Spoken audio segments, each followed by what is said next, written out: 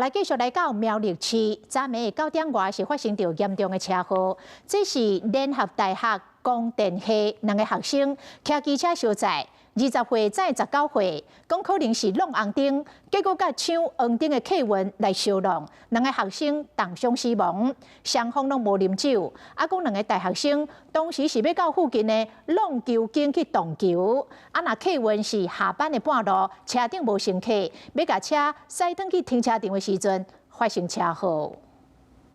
国光客运经过12路口，倒边一台奥多麦骑过来，机车和客运相撞，骑机车的民众和坐伫咧后边的桥拢飞出去，当摔在地。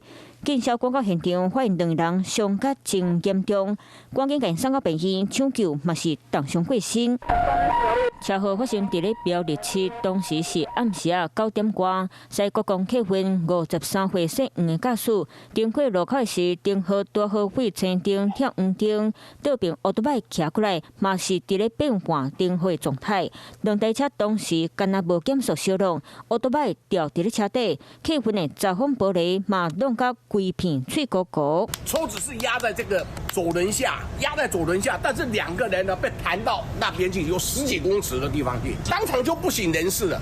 警察调查，骑机车的人和乘客拢是联合大学供电系2年级学生。骑车是20岁姓区的查甫大生，再是19岁姓何的查甫大生。2人住伫咧学校宿舍，同齐骑奥多麦出关，要到附近的浪球间耍。邱男骑乘普重机，疑似违反号志执行行驶。警察初步调查，机车敢若是弄红灯，啊那国光客运冒弄黄灯的情形。客运公司讲，赛车姓黄的驾驶10多年的资料，过去无严重违规。当时车顶无乘客，已经下班啊。驾驶当要甲车驶转去公司的停车场放，路为煞敢若弄黄灯和机车相撞，互2位查甫大生弄扣弄死。客运公司会配合警察调查，卖担起责任。